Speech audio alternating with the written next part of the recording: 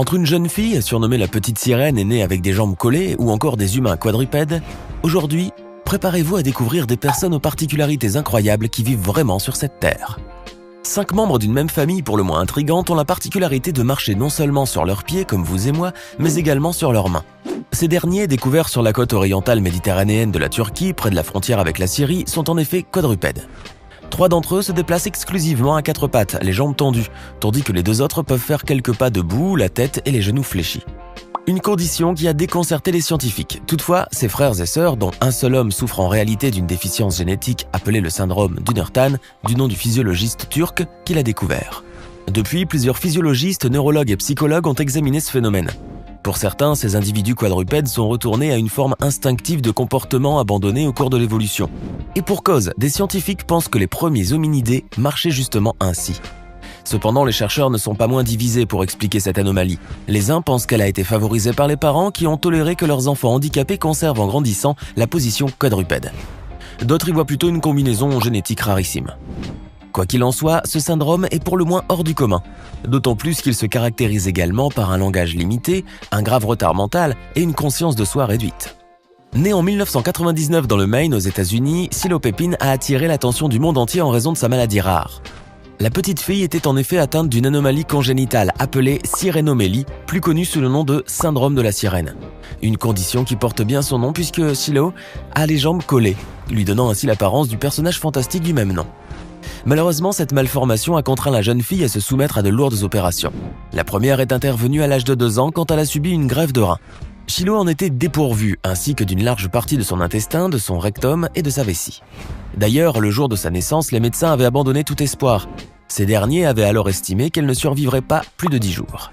Et pourtant, Silo a déjoué tous les pronostics et a vécu jusqu'à l'âge de 10 ans. Et 1 mois avant de passer de vie à trépas, la petite fille a participé au talk-show d'Oprah Winfrey où elle a ouvertement parlé de sa maladie, de sa vie et de ses combats. C'est là indéniablement une fille très impressionnante. Ce n'est pas sans raison qu'un documentaire lui a été dédié. Une simple toux qui aurait normalement été combattue en quelques jours par n'importe quel autre enfant aura été le début d'un cauchemar pour David Vetter, un enfant atteint du syndrome d'immunodéficience combinée aiguë. Né en 1971, ce jeune Américain a pour survivre été placé dans une bulle en plastique dans laquelle il avait été isolé toute sa vie à l'abri des risques d'infection bactérienne de l'environnement extérieur. Surnommé à juste titre l'enfant bulle, David Vetter a néanmoins vécu un tournant dans sa vie lorsque les médecins lui ont proposé une opération révolutionnaire mais très risquée. Elle consistait à réaliser une greffe de la moelle osseuse de sa sœur, seul moyen pour espérer compenser son système immunitaire. Au début, tout semblait fonctionner, mais 4 mois après avoir reçu la greffe, David est tombé malade avant de décéder à l'âge de 12 ans seulement. La raison ? L'autopsie a révélé que la moelle osseuse de sa sœur contenait des traces d'un virus dormant, l'Epstein-Barr, qui avait été indétectable dans le dépistage pré-transplantation. Ce virus s'était alors développé en cancer, causant ainsi la mort de l'enfant bulle. Cependant, la disparition de David Vetter n'était pas vaine. En effet, il a permis à la médecine d'apprendre davantage sur les causes génétiques de ce déficit immunitaire et d'améliorer les tests de dépistage. De plus, le combat qu'a mené le jeune David a inspiré très certainement plus d'une personne. Voici maintenant l'un des hommes les plus lourds de tous les temps. Né en 1962 aux États-Unis, Patrick Dewell a été diagnostiqué pour la première fois comme obèse à l'âge de 4 ans. Depuis, il n'a cessé de prendre du poids, et à l'âge adulte, Patrick ne pesait pas moins de 486 kilos. Oui, vous avez bien entendu. Sans surprise, l'état de santé de Patrick Dewell n'a pas tardé à se dégrader. En effet, l'homme était devenu cardiaque, diabétique et incapable de se mouvoir. Il était même en danger de mort après qu'il est resté cloîtré chez lui pendant plusieurs années. Il n'a finalement dû son salut qu'à la mobilisation d'une association, la Ligue pour la dignité humaine. C'est ainsi qu'un hôpital du Dakota a accepté de débourser quelques 3 millions de dollars pour son traitement. Suite à cela, l'homme a été soumis à un régime draconien qui lui a permis de perdre 145 kilos en 2 mois seulement. Ce qui est tout à fait remarquable. Néanmoins, ce n'était pas suffisant. Les responsables hospitaliers espéraient alors qu'il perdrait 200 autres kilos dans un délai de 18 mois afin qu'il puisse subir une opération chirurgicale. Malheureusement, il a rapidement repris du poids après avoir arrêté son régime. Et en 2016, Patrick Dewell est décédé à l'âge de 54 ans suite à des complications. Cependant, il continue encore de faire parler de lui. Après tout, il fait partie des personnes les plus lourdes jamais connues sur Terre. Lasset Praladjani clamait de ne pas avoir consommé d'eau ou de nourriture depuis l'âge de 11 ans. Cet homme originaire du petit village de Sharada dans l'état du Gujarat en Inde disait en effet avoir été béni par une déesse durant son enfance, ce qui lui aurait conféré des pouvoirs spéciaux. Il a même déclaré « Je reçois l'élixir de vie par le trou de mon palais, ce qui me permet de vivre sans nourriture et sans eau. » Depuis, son ascétisme a attiré l'attention de nombreux scientifiques. Ainsi, des équipes médicales indiennes ont décidé de l'observer à 2 reprises, en 2003 et 2010. Au cours de la seconde étude, durant laquelle il était surveillé en permanence par des caméras, il a tenu sans boire ni manger, mais aussi sans uriner ni déféquer pendant 2 semaines. Ce qui est totalement incroyable. D'ailleurs, les médecins chargés de l'observer étaient stupéfaits. Mais alors, comment est-il possible qu'une personne survive sans boire ni manger, diriez-vous ? Eh bien, ce phénomène est aujourd'hui un mystère. Cependant, il n'est pas possible de vérifier si Prahlad Jani n'a jamais consommé de nourriture ni d'eau pendant toutes ces décennies. Néanmoins, de nombreuses personnes pensent effectivement qu'il a supporté un jeûne dès son plus jeune âge, jusqu'à sa mort, à l'âge de 90 ans. Wang Fang est à première vue une femme comme les autres. Sauf que cette chinoise originaire de Changning a les jambes et les mains à l'envers. Une anomalie très rare mais qui ne l'empêche pas de mener une vie tout à fait normale. La jeune femme affirme même « Je peux courir plus vite que la plupart de mes amis et j'ai un travail normal en tant que serveuse dans le restaurant familial. Il n'y a aucune raison que je sois considérée comme une personne handicapée. » D'ailleurs, elle a refusé de recevoir une pension d'invalidité. Wang ajoute en ce sens « Je peux marcher comme n'importe qui d'autre, je suis comme tout le monde, seulement je porte mes chaussures par l'arrière. » Aujourd'hui, la jeune femme est une heureuse maman d'un petit garçon qui, lui, a bel et bien les pieds dans le bon sens. José Salvador Alvarenga, un pêcheur originaire du Salvador, a fait le tour de la toile grâce à son histoire hors du commun. Tout commence le 20 décembre 2012, lorsque José, accompagné d'un autre pêcheur, a quitté les côtes mexicaines pour une expédition de pêche au requin.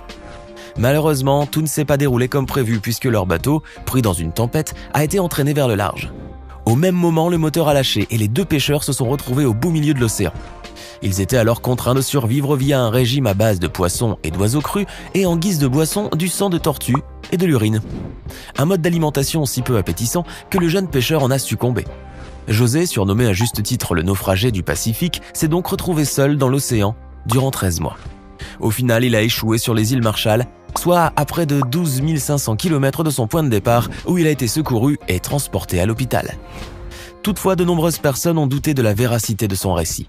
Ainsi, l'homme a été soumis au détecteur de mensonges et qui a confirmé que son histoire était à 100% vraie. Ce qui est, admettons-le, totalement surprenant.